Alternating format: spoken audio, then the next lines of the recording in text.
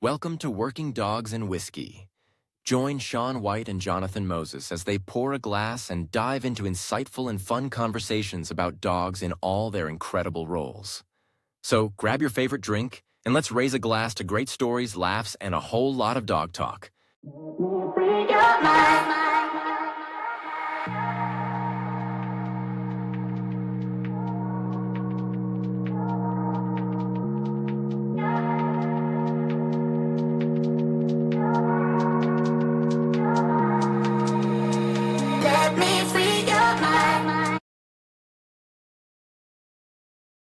All right, welcome to Working Dogs and Whiskey. I'm Sean White, and I'm sitting here with my friend, co-host, Jonathan Moses, and we're sitting together for the first time doing an actual live recording in we'll call it the studio for now. It's the closest thing anyway. Closest thing we got to a studio right now. Dude, it's good to have you back in person, man. No, it's good to be back, dude. Right. Outside the frustrations of trying to figure out the equipment with the podcast. Dude, I know it's not the mics, but I need something to blame, so fucking hate these mics. But no, I always struggle. We were just talking about the first episode? Yeah. Where I think my brother listened to it and he was like, yeah, whatever mic John has, you need to get. And I was like, dude, we have the same fucking mic. So ever since then, I've been paranoid about how to angle this stuff. Like, I'll probably mess around with it like 2 or 3 more times while we're doing this, just because I'm in a new area. But yeah, so it's just gonna take some trial and error and figuring it out step by step. But we'll get it, man. Yeah, like I said, it's good to have you back. We got to do some training in person, which is cool. Hang out, go get some drinks, food, talk. They brought this good ass wine back from Texas. Yeah, so today is not Working Dogs and Whiskey. It's Working Dogs and Wine, I guess. But oh yeah, that's good wine, man. No, it's actually pretty late, so it's... What's the name of it? You can see the bottle. I can't see from the store, but it's like, I think it's Texas Southwind or something. Texas Southwind Vineyard and Winery. Yeah. This is the blackberry fruit wine. Blackberry. There you go. Yeah, dude, this is solid wine. And what's funny is that we have no class or no taste, because that's like their cheap wine in Texas. Like hobos have it and shit. Hey man, expensive don't make it good. That is true. Yeah. That is true. We did look like hobos trying to open it though. My lord. Yeah. Backstory. I'm over here at John's and he doesn't have a bottle opener. And so, or a wine opener, my bad. So I'm sitting here and I'm YouTubing, because I don't really drink wine that much. So I'm YouTubing, trying to MacGyver this shit. And I stumbled across the coolest video. And they basically said you take a bottle, put it inside a boot, and then you just bang it against a solid object. So I'm sitting here in John's training facility, which is just right outside his house, banging like a madman on this door, and this cork is just slowly inching its way. And we probably got 100 reps. It was so bad that I got exhausted. You took over. It just wasn't working. But anyways, the video's cool, so I don't know. I kind of wish it had worked. It was working. I don't have the patience, I don't think. Like, it got to the edge and it just seemed stuck. Yeah. And I was like, I don't know. I felt like I was going to break the bottle. Yeah. And I was like, I know me. If I'm going to drop something or whatever, I'm going to slam it out of anger, and then it's just going to go spiraling out of control. So I was trying to debate. I'm like, do we need 50 more slow taps or 2 really hard ones to just force it out? I'm like, is this a thing we edge out, or do we just hammer this thing? But I was like, fuck it. We got it out. I said, it's good wine. We're drinking it now. Fuck it. Yeah, I'll debate if we'll post the video. We'll clip it. Anyway. Yeah, we got it. But yeah, so now we're chilling out. We just had a good time training and kind of catching up, I guess. Yeah. But it's funny, we talk all the time, but it's still good to sit down in person and catch up. Yeah, no, it's nothing like being in person. Yeah. Dude, one thing we have to get better. I feel like we have a better flow now that we're sitting in front of each other. Yeah, seriously. Because I don't know what it is. I don't know how to start this fucking show. Ever. Yeah. I think what are we on episode? We're on episode 14. 14? We're on episode 14. 14? Yep. Killing it. Will this be this will be the second episode of the year. for 2025, right? Yeah, because the one on Friday. Dude, this Matrix is just fucking me up. So yeah, we Yeah. just recorded on Friday, and we're Saturday because we messed up. Yep. Yeah, you're right. Well, you had a series of unfortunate. God, yeah. What did you got stuck somewhere, right? A couple hours away. Yeah, I said blew a tire. They told me they could get me in right away. First, I had to go through 2 tow truck drivers to come get me. The first guy was just being lazy and didn't want to do it. The second guy was like, yeah, I don't know why he said he couldn't do it. This is an easy fix. And then got the truck towed. Had to wait a few hours, get the tires replaced, drive back home. We tried to hammer it out at like midnight. And I was like, dude, let's just do it tomorrow. So we did break our cycle of Friday episodes, and we did one on Saturday. And today's what, Monday night? Yeah. Yeah. So we're hitting on Monday night. Again, outside of our ritual, but I'll be more than likely not in the position to record this upcoming Friday. And then, of course, why wouldn't we do this if we're sitting here live? So Exactly. Trying to be men of our word. So, Yeah. Before we get to 2025, even though it'll be 2025 when this comes out. Yeah. New year, new us. I don't know if that's for the better or for the worse. It'll be different. It'll be different. Yeah. We're averaging, 2 episodes a month, basically? Yeah, overachievers has been tossed around. Yeah, self-proclaimed. As we squeeze it in like dickheads, we cram like 5 episodes. Right at the back end of the year. Dude, yeah, I don't... So anybody that has any ambition to be a podcaster, not that we're professionals by any means, but good lord, try not to get with 2 matching procrastinating personalities. No. We're pretty reckless. Yeah, we knew episode 10 was like a big episode, like a milestone. We probably put it off for 5 months. All right, it was like 3. All right, 3 months. No, actually, you are correct. Was it 5 months? It's somewhere around there. The last episode before that was like May, wasn't it? Or no, June? It was in August. August? Yeah, with Natalie, because we had our international. Right. Yeah, so we have been making progress. We're killing it. It's a stretch. We're killing each other trying to get these episodes in. But anyways, no, it's been good though. Yeah. No, whatever. We're not promising anything. We'll just do better next year. That's all. Yeah, we'll do better. I like that. That's a very vague promise, so we can kind of renege on it if we need to. Well, there's no reneging. We don't have any specified parameters. Yeah. So they don't know what better means. Maybe we just get new mics. We don't hear you pouring wine in the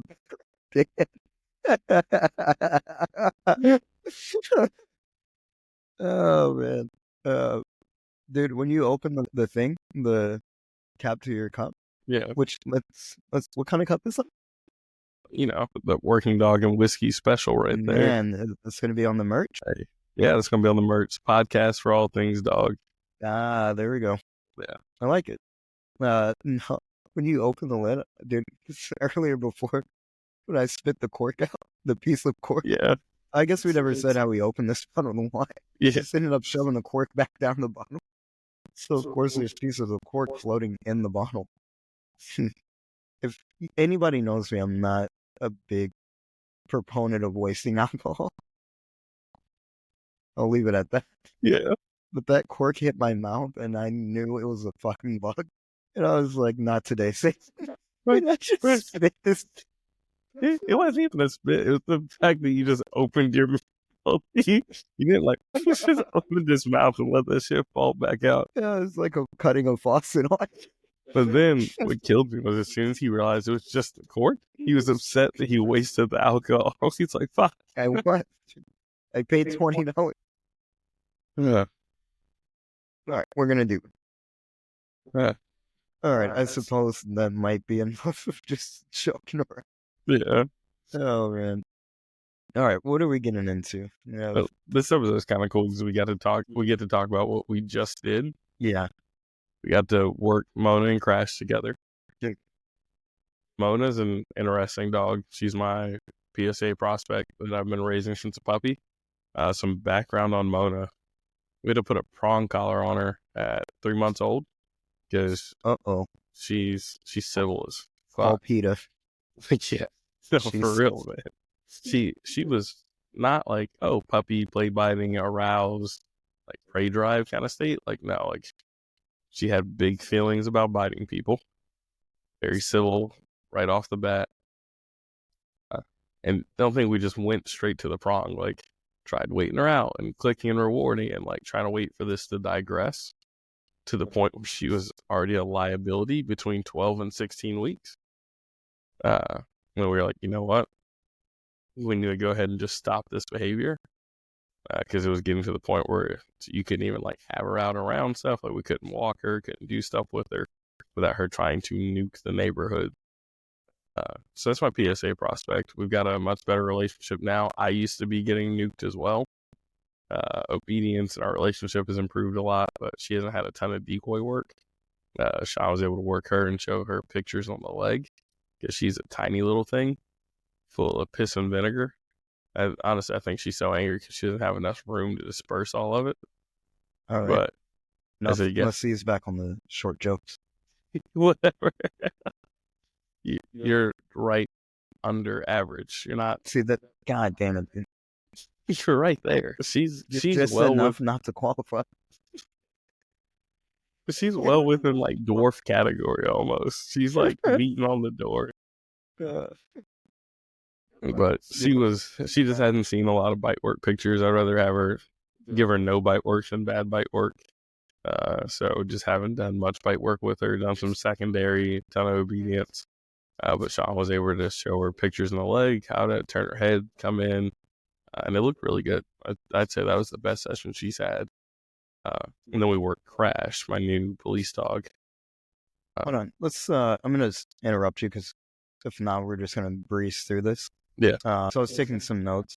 Like, can you explain the reward process? Because, people get dogs that are like that, and I would imagine in sport communities as well, where their dog is super reactive. And, maybe it's kind of the opposite, where their dog is not really heavily invested in the reaction, and they don't need a prong to mitigate that situation. And vice maybe the traditional route for us, what we would like to take is trying to do, as if you will, positive first approach. Or trying to, especially for such a tender aged dog. So if you want to kind of just walk through that process of what we had talked about when we tried to mitigate it that way. Yeah. So our first response is to not use pressure. Like the option for pressure is always there. So when we sat down, we talked about it. We tried to take the least invasive approach possible. So people at a distance, click and reward to food, just like redirecting, like, hey, I have a toy, I have food. Trying to show her these things are of little importance or value. Because, somebody at the time at 50 yards, she would fire up civilly at 12 weeks and not give it a second thought. And as we tried to continue this approach, it just wasn't effective. She did not care about the food we had, the ball we had. She was committed to the act of biting in that hectic defensive state of mind at the time. Even as a young dog, which is definitely not a normal thing in puppies. She's an outlier in that for sure. But as it continued to progress to the point where she was committing more and more to the behavior, we decided the behavior had to stop, right? So we did end up using a prong collar to punish or correct her going forward on the other dogs. Sorry, not other dogs, other people. And once she realized, okay, I get corrected for this action, she did start to say, okay, I'm willing to take whatever reward you do have, whether it was food, a ball, whatever. Mm-hmm. So that was kind of the approach we took with her. Yeah. So I'm sitting here listening, dude, and it just feels like a lifetime ago when she was doing all that shit. Yeah.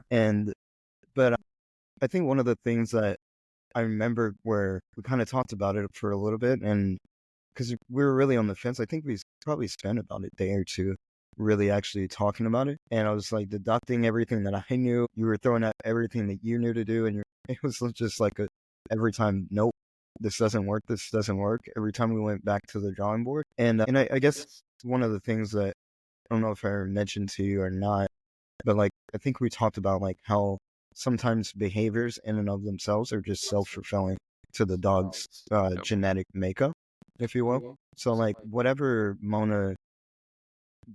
is programmed in her genetically, she's predisposed to, these, I guess, aggression tendencies or reactive tendencies.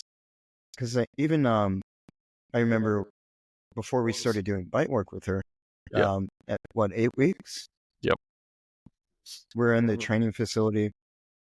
Had her out, just cute little, chubby little girl walking around, and she was about to walk into something. I just tapped the back of her, and she couldn't see me, obviously. I just tapped her to get her attention. I was going to do the traditional puppy, puppy, puppy, come back or whatever, and get her away from wherever she was going, outside of a gate or something. Yeah. And as soon as I touched her, dude, she just spiraled out of control, like turned around and started biting. And you know how I am with biting, dude. I was like, what the fuck is wrong with her? So, but in retrospect, like, I joke about it a lot, but I remember telling you, I was like, dude, that's not the characteristics of a dog that is biting. Her bites are probably going to be more defensive, is what that kind of read to me. And then as you brought up I'll dial back to the reactivity and we'll close that out. But as you brought up the consistency in behavior, that as she gets older, she's still invested in that behavior. And when I say that the behavior is rewarding or fulfilling, it may not be in the terms of she feels great about it, but she does feel protected behind it, and she believes in the behavior, right? So barking may, even if people are already wanting to walk past her, whether she barked or not, they kind of play a role in the reinforcement of and forward progression. But anyways, at 8 weeks, I remember when I saw that, and I was like, I've seen puppy program dogs that get labeled red tags or whatever, which means they're prone to bite for some reason or maybe an unknown trigger in Lachlan. And I've seen Mona display a lot of those characteristics that were synonymous with those dogs.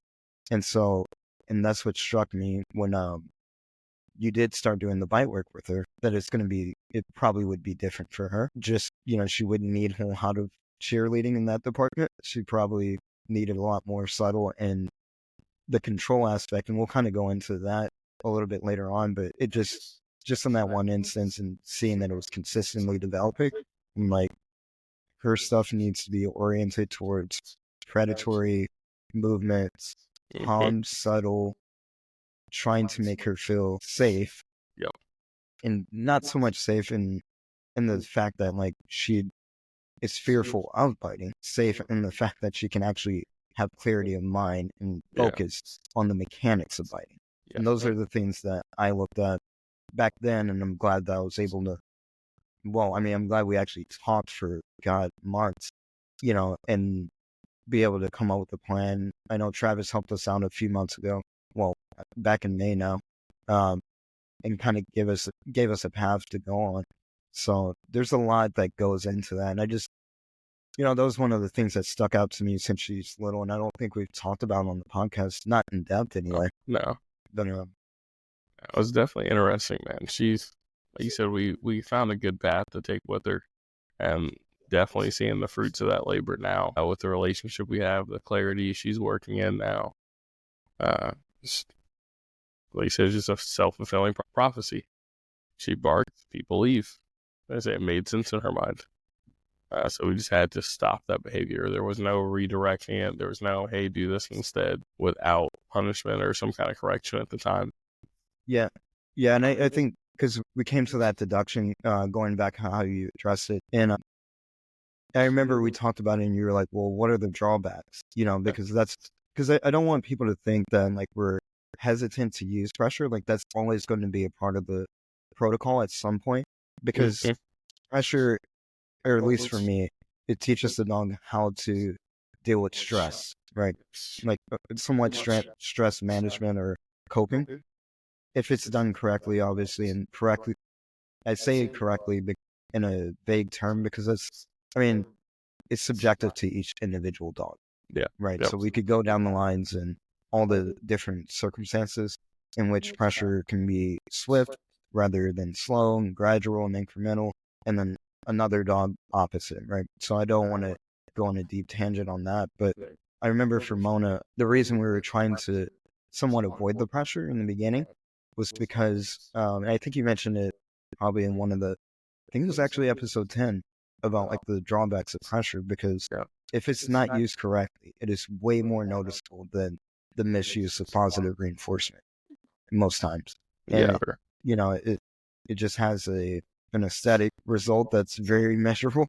And, you were worried about that. And it's like, I remember talking to you, I was like, dude, the amount of dogs I've seen you train, even just for pets, that came in reactive, just like her, she has to be treated the same. And I get it. Her age doesn't quite typically warrant that. If you want to go into what I'm trying to get at, is if you can just give a little bit more articulation on how you use the pressure, because we just say use the prong, and we're not doing anybody any justice, because this is the whole point. So preemptively correcting, like, it does us no good to wait till she's in the highest state of arousal where she's at the end of the leash, just barking, going. It can correct in that moment, but what we ended up doing was being preemptive. So we found the cues, tail would go up, stiff, shallow breathing, things like that, and would just give a pop on the prong collar. And she takes very little pressure. We're not out here hanging her or popping the prong like crazy. Just a slight pop on the prong. It would break that moment or break that behavior in that moment. She'd turn around and give her attention to me, click food or yes ball, right? And the reason that was so important is, and it seems like a minor step or minor change to what we just talked about on the positive reinforcement end, but now there's a consequence or something that's undesirable when she goes to bark at people unwarranted, right? So just by being preemptive, whenever she was given the cues that she was fixated, about to go at somebody, we corrected in that moment, tried to capture that behavior, correct her while she was in that train of thought, disrupt that. So we talked about with Chad, disrupt that behavior, stop it, and then we gave her an alternative behavior. So correct her in the moment, stop what was going on, and we said, hey, come back and take the food, or hey, come back and engage with me. Was the biggest thing. So now, like, I can walk her. Before, walking her anywhere near a group of people would have been damn near impossible. She's probably one of the most aggressive dogs I put my hands on in a while. I can't think of a dog more aggressive than her at the moment right now. But you have to stop that undesired behavior, right? So just a quick pop on the prong collar. And this is on the dead ring. It wasn't even on the live ring. Quick pop on the dead ring, stop, break the behavior chain. She comes back, she gives me some engagement. We rewarded that behavior, and we just built from there. Yeah, and that's one of the things I was hearing is the correction in the preemptive stage. So basically under threshold. So when we're dealing with dogs like that, I've found a lot more success, and I've seen a lot of other trainers find success when you correct the indicators that it's about the big event is about to happen. Yeah. And what I used to tell my guys, especially for the military working dog side, like when we had that type of issue where we were in the correction phase of it, is I can have a smaller correction if I correct the lower state of arousal. Yep. Right? Once he's invested, or once the dog's invested, the amount of pressure to supersede and to convince the dog that this is actually worse than the behavior that you're, again, being biologically fulfilled, or maybe you're, that is your way of coping with stress, whatever, goes through the dog's head. Once the big event has happened and the dog's engaged, there's an insane amount of pressure involved in that. And I'll be completely transparent. Have I done it? Like in my learning phases of how to deal with that? Yes. Yeah. And I'm not proud of what I did. It did suppress the dog. And we got to the point where the dog tolerate people or other dogs and things like that, and would accept reward. Or maybe it never did accept reward. It just understood I could just go back to my kennels and not fight other dogs. But I do remember, and this is kind of touching into like the learning, phases of just training dogs or being around them is, some dog is going to pay an expense, right? Yep. And whether you do it positively or you do it, with a more inclusive approach, then it's just the inherent property of learning how to train an animal that doesn't communicate verbally with you. But I remember the biggest thing I think with that was, and I'm pretty sure you would feel the same way was if you've been in that situation, but like I didn't like having to use that much force, and I was like, is there enough way? Is there another way? Is there an alternative?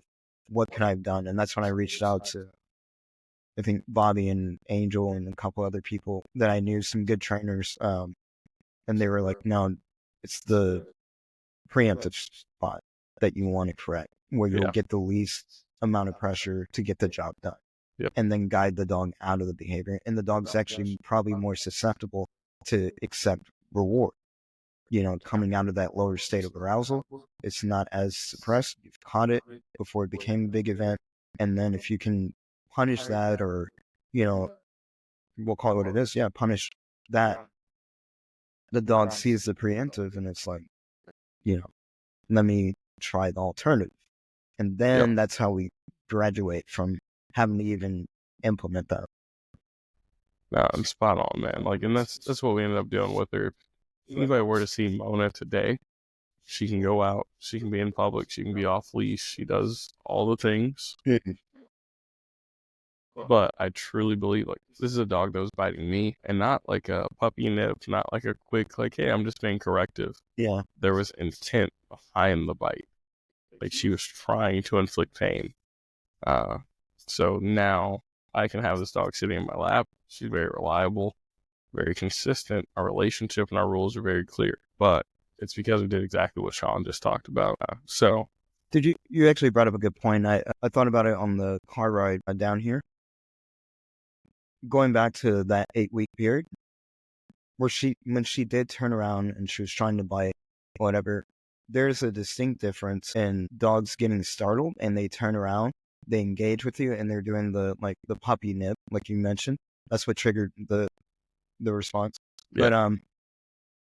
But yeah, doing the puppy nip, and that's kind of indicative of maybe they're going to be more prey driven and they're going to be more casual biters, if you will. Yep.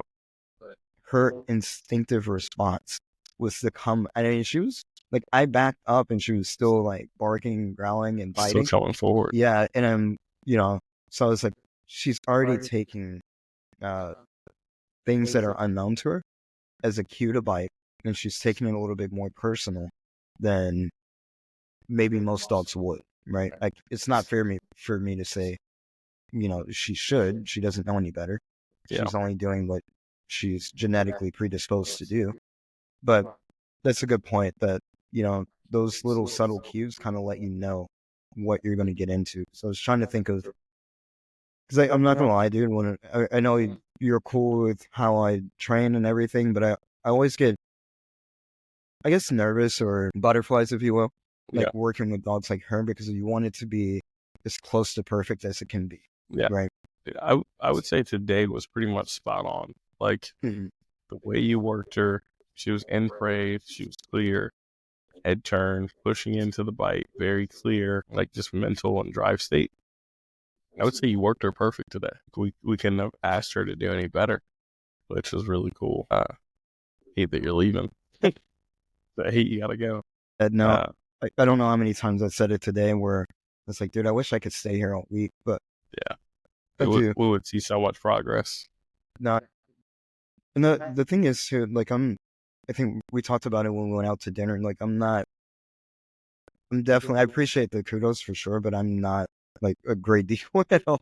Like, Carlos Ramirez was like, "The fuck are you doing?" But no, I mean, given like, and I'm not saying I'm a bad decoy or anything by any means, but it's just not something that I don't feel like I devote enough thought into, and I just don't have enough repetitions. Yes, I do. I would say you put the thought in, but even your repetitions, like on the leg bites, like I remember we did a couple leg bites prior to you leaving, and I can already tell you've put in way more work on leg bites and like your mechanics, but you definitely put the thought. But I think what you said earlier when we were out to eat, where you're like, no, I'm better at working with dogs that are already in a high state of arousal and maybe struggle with secondary OB, as opposed to building dogs who maybe are lacking in drive. Yeah. And there's nothing wrong with that. You need both ends of the spectrum. Then Mona falls right in that category. Like I said, you worked her perfect today. Best session she's probably ever had. So that was really cool to see, man. Like you did a good job with her, and Krash. So you did a good job with both of them. Yeah, we gotta move on. I didn't even think we'd get this far talking about Mona. But yeah, honestly, it was good. Like genuinely good. So good that we didn't even bring the camera equipment to record it. We have glimpses of it. I'll figure out a way to plug it in somehow. But no, it was. I will say this last part, like working her, just knowing that that's your dog, seeing her grow up. It was almost like watching a little kid. And I'm like, dude, I remember she was just this little hellion. Yeah, she is the delinquent in class. Yeah. Troublemaker. One of the ladies at the Mondio Ring club that I go to, what does she call it? Reform or criminals? She calls them criminals. Yeah, going to reform school. But no, yeah. I mean, she's come a long way, dude. Because I remember you telling me about her walking in public on an e-collar. I know we mentioned it before, and not that it was anything like crazy. Like you're having to implement the e-collar. Like you could actually just walk her like a regular dog. Yeah, she could be off leash. She wasn't off leash for the first 9 months of her life.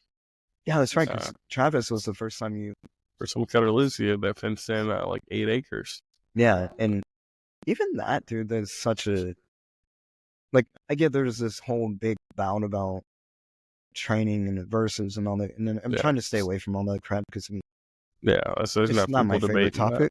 Yeah, but I will say to be able to see her like in that moment, like you clipped her off leash and she was like, "Wait a minute, I can do what I want," and see her actually just happy and satisfied, just being a dog, really. And so she's come a long way, and hopefully she'll go a better place, especially with PSA. I'm looking forward to seeing what she does and praying to God I can fly out to her first trial. Yeah. However it goes out, I'd love to see her in action. Yeah, I think it'll be good, man. Maybe not either end of next year or early 2026.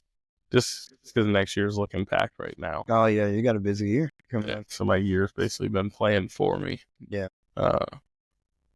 So we'll see, but she will definitely be hitting a PSA field for sure. All right, it's been recorded.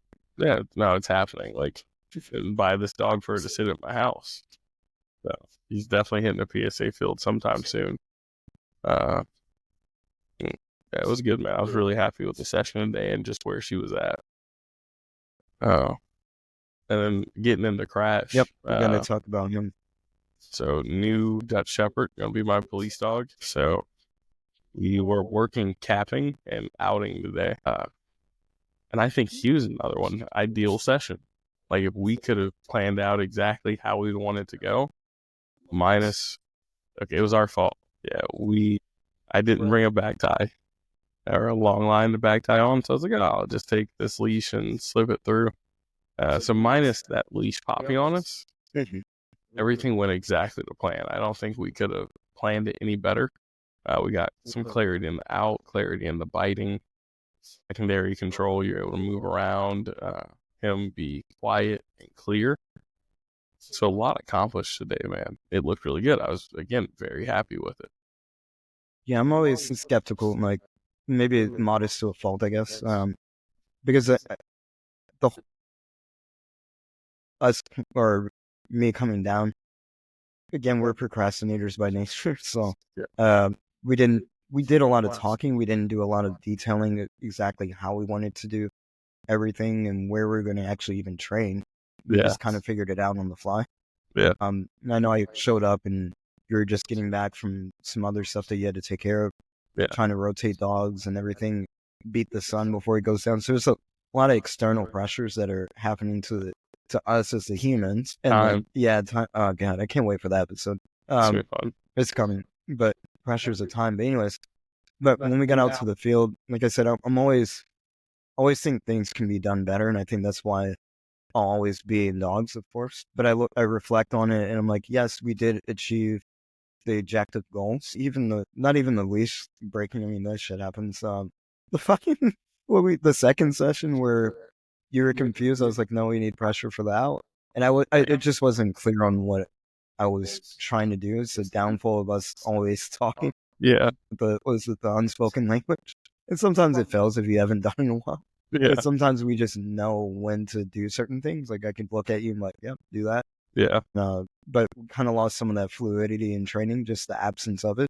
Yeah. But it was funny because you were working on one thing and we're both making faces at each other because I'm telling Like, you why are we to working add on pressure this? here. And we're both looking at each other and like, dude, you're not making sense. And you're like, no, you're not making sense. And then you stop and you're like, Like, what are we working on yeah. right now? I was like, no, pressure on the out. I was like, what are you working on? You're like, I thought He said pressure on the down. yeah. So to outline the methodology, I guess we have a little bit of time to speak on it. The whole principle, what I was telling John for capping, one of the drills that I like to do for dogs like that is take the dog, have your decoy prepped. That's number one. Yes. Your decoy is ready to go, whether you're doing sleeve, fight suit, whatever equipment, tug, and the handler takes the dog, or John, you took Krash. Yeah. And you just started engaging in an obedience session. Just same ritual. Use the bathroom, walking. Yes. Yeah. Yep. Yeah. And what that does is it puts the dog in the frame of mind. Oh, okay. Generally speaking, without using too much crazy terminology, but puts them in the frame of mind that we're just here to do obedience. And you usually you want to take them to a novelty area or somewhere that's foreign from bite work. Yeah, that's sterile from bite work. So you want to be, somewhere neutral, or what should be neutral, right? And then the dog. I'm sorry, just to interrupt really quick. Yeah. Prior to, he had a lot of experience with biting on a back tie. Okay. So a lot of sessions of walking him out of his crate, going in the yard, again, obedience, bathroom, back tie, with just food, no expectation of a bite, and establishing that picture. So if the dog already gets back tied and goes into an instant state of arousal, then do some homework prior to, back tie him, and just work obedience on the back tie. If he's already conditioned to bite, okay, now we need to go the other direction. Back tie can just mean we're out here to back tie you, do some obedience, hang out. So did some of that prior to, just kind of knew you were coming, and that's kind of the route we were going. So the homework or the preemptive steps is, I would almost say, just as valuable, if not even more important, to making sure the session goes well. No, you're good. This is the best flow to me. I mean, this is how we normally talk. Yeah. No, and so, again, like what John was saying, basically, you come out and the dog is pretty much being programmed to do obedience. And then once, let's say, it's been going for a good bit, then give the dog something. Well, for Krash, we'll just stick with the narrative down or plots, right? And once he's hooked on the back tie, plots, and then you can give him the bite command. And at that point, the dog is allowed to express himself, release. The importance of it is that the pre-mech theory of it, what got him there was the actual obedience, right? What got him into that bite, what bridged that gap into the bite. Now, of course, just like anything in dog training, repetition is key, and repetition is indicative to the individual dog, right? I couldn't tell you how many reps, a 3-year-old Dutch Shepherd would need with prior experience. Yeah. Just as well as I could tell you, Mona at 1.5 years, how much she would need, right? But I've seen it work pretty quickly in very small time constraints in a matter of maybe a week, where the dog is, now we're invoking very good, strong listening cues. And anyways, so that's pretty much the route that we went, and it yielded some good results. As far as the pressure getting him off, we did use a slip lead. Yep. No e-collar. Yeah. E-collar needs to be reconditioned. But that does go to show you how I think a lot of people jump to the e-collar as just a corrective tool. The dog needs to have some concept or clarity of task before we start adding the e-collar to behaviors. E-collar, high stem, does not magically mean let go, right? High stem, low stem, whatever. You have to define a way of this pressure means open your mouth, and then you can layer e-collar over that. Kind of tried it to see where he's at, because it's only a second bite work session with me. I mean, we both saw right off the bat, like, nope, e-collar is not what we want to use for outing right now. Yeah. We definitely need to add some clarity to that. And if you, I don't know if we recorded that session or not, but the initial bite work sessions where I was trying to out him with E, he actually got hectic, snatching, pulling, and just because I was told he was already outing on e-collar, and it could just be context or lack of repetitions with me. But we already said, nope, let's nix the e-collar. We're going to go to outing on pressure. Leash pressure, we'd already conditioned. Pressure out, and worked it that way. So I don't know. A lot of people out there jumping straight to their e-collars. I do not recommend that. Make sure your dog can do the task, and you have a way to enforce the task absent of the e-collar, and then bring the e-collar into the picture.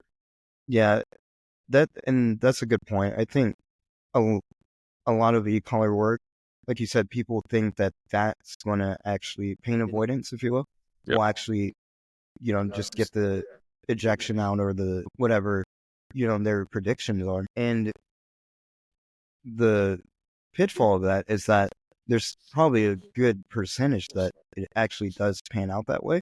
The dog panics. It's never felt high level stim and lets go out of, shock and disruption of, behavioral change and things like that. And probably some avoidance, I would imagine, or maybe a lot of avoidance. And then you bring the dog out of the frantic state, through positive reinforcement, give them another grip. And it's very simplistic to digest. I mean, I could probably take my son, 6-year-old, and tell him to press a button and tell the dog to bite when it comes off. And he'd probably pick up, on how to play that game.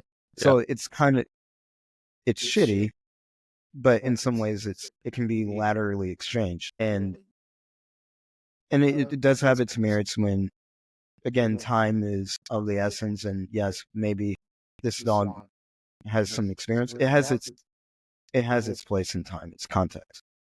But for your general dog that you are either reconditioning or maybe developing, I don't think that's the opportunistic way to go about it. And like you said, there needs to be a Pavlovian process done where you have a means outside of the E that is predictable to the dog, and the dog understands it can control, that pressure coming on and off. And then we just put the unknown with the known, and now we give value to the e-collar. So at the end of, we didn't get to accomplish it today. We're only out there for, I think, an hour and a half, 2 hours. Yeah, if that. Working 2 dogs, 2 pretty extensive sessions each. But at the end result would be a reflexive response to the slip lead. Like you said, it means open your mouth. The dog understands it very well. And then we compare, e-collar into that situation. But absent of a way to compel the dogs with an actual reflexive response, you're rolling the dice. And we did roll it. We did a temp check. Yeah. So. Yeah. And there's nothing wrong with taking a temp check and seeing where the dog's at. But the second you say, okay, they're either hot or cold, we need to figure out which direction to roll from there. And like I said, we decided backing off the e-collar was the way to go. Reinforcing out with the slip leash. So we got a lot of clarity there. And that was another thing. I'm scared to say it. One of the biggest things, though, and I wish we had recorded, like, I would probably erase all that shit for that one moment because, and I think, obviously you know what I'm talking about. But there was that one point, I don't know if we used the e-collar or not, but where he did come off the bite, got him off the bite, and then obviously it was bad positioning on me as a decoy. I was within the apex, and he went and bit my leg before preemptively without being commanded, if you will. And we both looked up at each other, and I was like, wait. And you're like, yeah, I'm good with it. Yeah. But when we're talking about clarities and bite work, there's so many ways that you can go about it. And I think compartmentalization is critical, especially if you have a dog that has a pending issue or maybe does have an issue. Focus on the task, because deviating from criterion is just as confusing to two individuals, decoy handler working the dog, Yep. and it's just 10 times more confusing to the dog because it has no way to predict, no criteria to follow. So, anyways, when he bit my leg, we just worked it, and you could see the stress in him. That's what I was going to ask you to bring up. Yeah, the stress is what I observed, and I see it all the time. Dog makes a mistake, and there's some times where dogs are not aware that that was a mistake. I think through previous conditioning and training sessions, he understood that I didn't hear my marker. He took a physical gesture on my end and thought it was a cue to bite. He got into it, took the bite, and then all of a sudden he's in a state where he's predicting punishment, possibly. Yeah. And you could see it in the bite. He's shallow bite, and then we kind of got him comfortable. We let him re-grip. Snatching. Yeah, he's snatching. He's very, very happy. I want to say he was vocal in that moment too, wasn't he? Yeah, he's whining. He's vocal. He's all these signs that we did not see during when we had a protocol established, but we worked him through it. And by worked him, we let him get a good grip, let him work through it, kind of calm down a little bit as much as possible. It took maybe about a minute, and then we just went back and followed our criteria. Okay, now we have an opportunity to generalize the behavior. And that's one of the things I saw. I don't know from the handler's perspective if you had. Dude, that was, like you said, I wish we had that moment on camera. It's just, like you said, you could see the expectation of he reacted reflexively to the bite. And then he went, shit, this is where they come and get me usually. Like, it's going to be a fight. And the fact that we just said, nope, work them through it, go ahead, let them bite, and then we'll go back into it. I feel like that brought us a lot of value and brownie points with him. Yeah. Where he now is invested, where he's like, oh, okay, I can work through this. Everything's not going to get my ass whooped.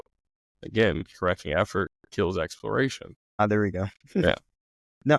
Yeah, and what's funny about that, now that I'm thinking about it, you brought up a good point, was that we never saw it again. And I remember telling you, for me, when dogs do things like that, I look for intensity and, if it's habitual.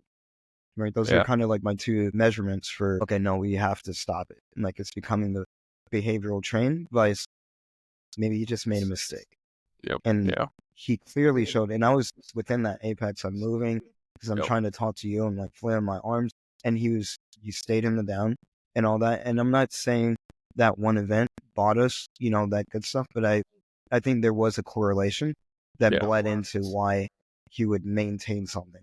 And just the absence of punishment and the understanding that perhaps maybe we're here to work with him. Yeah. Yep. And show him. I'm willing to bet if we come into that moment, applied pressure and confirmed his beliefs of what was going to happen when he made a mistake, he's such a driven dog, he would have doubled down the other direction. And we probably would have seen him taking more shots, even though you were within the apex the entire time. So no, I think you're spot on with that. Yeah. No, it was pretty good to see. Yeah. All right, we're at 50 minutes, so we've covered Krash, we covered Mono. That's pretty much the bulk of the work we did today. So now going into next year, dude. Big year coming up, man. What do you have going on? Because I know you said your year is pretty much outlined. Or are you allowed to say or no? Yeah, I can say. Okay. So end of January, I start my criminal justice academy for the sheriff's office. That will carry me all the way through. So my first 4 weeks, I'll be home. The last 8 weeks are going to be at the at the Criminal Justice Academy in Columbia, which is the state capital here. Yeah. So the way that's going to work is I'll be gone. I'll be staying on campus. I cannot leave campus Monday through Friday. So I'll get to come home Saturday. I have to report back in Sunday. That'll carry me. By the time I graduate, it'll be mid-April. I have to go and learn to be a police officer first. After I learn to be a police officer, now I can go in with a dog. So it's a process that's going to carry me all the way through next year. By the time I get through handler's course and everything, it'll probably be this time next year. So my year is pretty much packed out. Nice. But it's looking good. I'm excited. I'm excited to learn to be a sheriff and what that job entails. I really want to learn that side of it and then figure out how the dog fits into that puzzle and how to best utilize the dog. Yeah. So that'll be cool. I got a ride along coming January 12th. A buddy of mine, get to go ride around with him and his dog, and think it'll be fun. This would be a good day. That's gonna be awesome. I'm happy for you. That's gonna be it. I'm just because I know you personally. I'm like, it's just weird seeing you as a cop. Yeah. I mean, I think you'll be able to. You're more than able to do the job. Yeah. I just know it's just your personality. You're so laid back. But no, you'll do fine out there, man. I think it'll be good, man. What about your future plans coming up? I know you got some stuff going on in March. January, should be doing a course for the Department of Safety, which I misspoke on episode 10. I think I said they're Department of Services or something. And what's fucking weird is I had this certificate that they gave me right next to my head. Yeah, you just didn't look. Yeah, I never looked at it, dude. It wasn't until the end of the episode. Yeah. Anyways, Department of Safety. Yeah. So they're coming down actually January 6th. Can you explain who they are basically? From my understanding, they're Highway Patrol. Yeah, Highway Patrol, and they're pretty versatile in what they do. Yeah. So it's not like their canine officers are not dedicated to just their dogs. Like they do, again, Highway Patrol work. They do security. They do a lot of policing. Like I want to say one of the girls got called out of the course that we were in. She was trying to shadow to be an instructor for the tracking course, and she got sent to a call. So they're pretty active. Yeah. I don't know how much I'm allowed to say what they actually do, but yeah, they're active. I'll say that. But it'll be a good time. We'll be hosting them as kind of a return favor for them having us out, and then, but we're doing directional controls, what we call it in the Marine Corps. That'd be cool. So we're going to make an attempt to teach their dogs at least okay. Well, they're going to shadow us, and they're going to teach their dog under our verbal guidance on how to start the e-calling conditioning process, rather.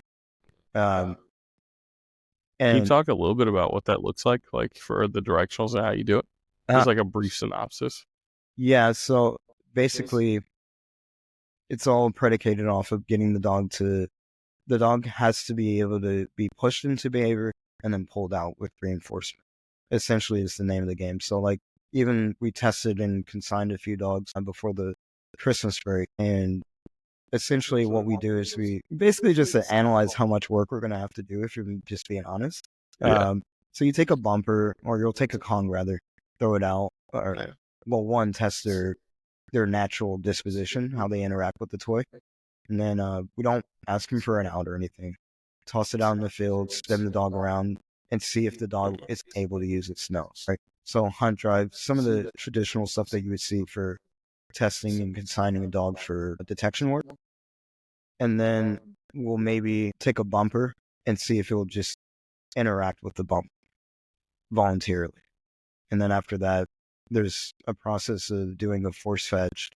And then we go from there where there's probably about 6 different drills that the dog has to graduate into, but it's on long line, and then we pair in e-collar. So again, similar to what we talked about earlier, it starts with some type of other physical cue, and then we pair the e-collar into it. So that's a rough synopsis of how it goes. That's the easiest way I can condense it down. But makes sense. Yeah, so we're just going to walk them through that, and I think they're looking at doing some off-leash stuff. So they just want to see different examples, basically. Is it going to be like, I don't know if you can answer this, but like off-leash tracking, off-leash detection work, or just off-leash control in general? Yeah, so I don't know what the employment would be. It could be all of them. It could be none of them. It could be, maybe just for their bite work dogs, because they have a very, very disciplined program. And when I say that, I mean they have single-purpose dogs dedicated for just tracking. Dedicated. They're not like the military where we try to compound all these disciplines into one dog. So they're pretty defined on how they employ their individual dogs. So I can't speak on what that would look like for them. I just know they're interested. But yeah, and then March I'm going to Ken York's to actually learn the godfather of our current training. Yeah. So I'll actually get the official training from him. That's got to be pretty exciting. I think that'll be a good one. Yeah, and hopefully, knock on wood, I can finagle something with Doc Hilliard and bring some of his dogs, or one of his dogs, out there. There you go. Like practice on one live. Yeah, so we'd go through the whole process with the Yeah. mal advice because Ken does a lot, or he's doing bird dogs. Yeah. Essentially, is what he does. So I want to bring the mal down there, so because that is our market. Yeah. So Yeah. yeah, I have that in March, and then How long is that course? I want to say it's 3 weeks, yeah, or something like that. But apparently, he likes to train like I do, so from sun up to sundown. So yeah, so apparently 3 weeks is good enough. I'm looking forward to it. Not the only thing I'm not looking forward to is in fuck Indiana. Yeah. Not that I've never been to Indiana, but I haven't heard So, anything good. growing up in Ohio, right next door, I can tell you ain't shit out there either. See, I know that's the thing. I'm okay with just sitting in my room, whatever, and just whatever. Maybe I'll read some articles about dog training or some books, or Yeah. maybe zombie out and just fucking watch anime or something. Dr. Stone's really good. I'll probably be hitting up for some good stuff to watch. Yeah, But I just watched that. but yeah, so but my thing is the weather down there is dog shit too. But It's yeah, gonna be you're gonna be freezing. there in March. Yeah, it's Yeah. gonna be cold. Yeah, so that's the only thing I'm not looking forward to. It's just gonna be getting hot here. But yeah, and I got that going on, and maybe we'll see, depending on availability and stuff. I may be going to the Army Symposium in Michigan in April. Okay. All right. So yeah, and then I think from April after that, I'm pretty free. Hopefully, just Yeah. running the courses after that. Possible new Mondio prospect coming your way. That is true. Regardless, you should have one that come in the spring, right? Yeah, actually, I'll be picking the dog up. We'll see. It's either going to come in January or it's going to come in April or May, whenever Yeah. Nationals is for Mondio Ring. So we'll be going to that. So that Yeah, carries that'll me be into good. the summer. I want to try and catch you at Nationals out there at Travis's place. Yeah. Definitely want to try and meet you out there. As long as I'm not in that course and not working that weekend. Yeah, so I gotta see what the schedule is. But it's 14 days or 16 days off. Like, please just let the 2 days I need not fall on that. We'll see. Yeah, you might be able to finagle something. Well, I don't know. You'll be new. Yeah, I know. You'll be the new guy. Well, there's gonna be 4 other new guys with me. So I need to get somebody to train That shift with me. means there's going to be 4 people getting up that weekend. Yeah. Nah. I probably will be. Nah. I mean, if not, you'll be doing the Lord's work. So. Yeah. Got it.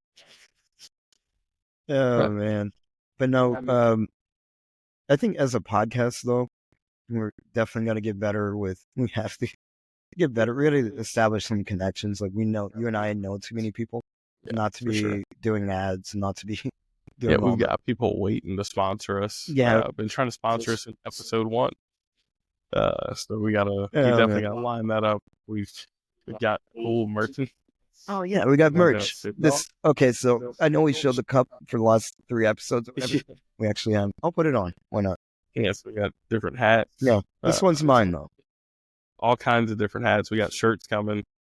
Might do some giveaways and stuff here soon. With some alcohol and dog training supplies, maybe. We'll see on the alcohol. Yeah, but yeah, if something will be coming, we'll have some type of giveaway package built. Yeah. Maybe we give away some of that wine because this shit is really bomb. Like, between the what was it, bourbon pineapple punch and that bottle of wine, dog, I'm like floating right now. I'm feeling good. I know. I thought you were gonna fall asleep. Oh man, I'm just riding it. I say we'll get some of that out there. We'll figure out a giveaway package like you're saying. Some shirts. Got e-booklets we've been handing out to pet clients and stuff to get information out. So a lot coming up this year with the podcast for sure. Hopefully we can squeeze in a workshop next year. Yeah, that's going to be tough with your schedule. I'm not going to even. Yeah, I'm trying to be reasonable, and I was thinking about that when you were listing off everything. I was like, where do we do the workshop? It's going to be rough. The only way I'm thinking, I might not be on the street with my dog yet. Yeah. But I'm thinking we may be able to do one in that period while I'm waiting. Yeah. So as far as like just a secondary, it'll be a possible decoying workshop. Okay. That's where if it's going to happen, it's going to be in that time frame. Well, let me know. Yeah, so I'll like try and plan it out well in advance so we can get together. I mean, me, you, and Travis get something on paper or on the books. That So would be good. Yeah. yeah, good times, man. Busy year coming up. It's gonna be Let's see. busy, but yeah, I think I'm gonna try to stick with the pace that we're going now. Yeah. Dude, this is our fucking what, 4th week? Did we make it through the month? We made it through the month. Yeah, I'm actually an episode a week. All right, unless I was gonna take a toast to that, but now you're fucking pushing it, dude. Toast. Man, Yeah. I'm really nervous about this audio. I'm not gonna lie. Yeah, I'm a little nervous because I feel like this is probably one of our smoother episodes, and the audio might be complete dog shit. You know what I almost started out doing is whenever you were talking, I was just gonna hit mute on my end, and then have you do the same thing. But fuck it, we'll just roll the dice. I See where fucking we're hate at. you. Yeah, I did it for you. You're gonna hate it. I did do it for the first part of the episode. For like 2 minutes, I was like, I didn't communicate the plan, so there's no need to continue this. I could have just said something across the computer, but Yeah, you have my Well. number. You could have texted. Well, your phone's on the floor. Oh my god, no, my phone's right in front of me. I hate you. Yeah, well, fuck it. We'll roll the dice, see where it's at. Our best worst episode. Best worst episode, man. I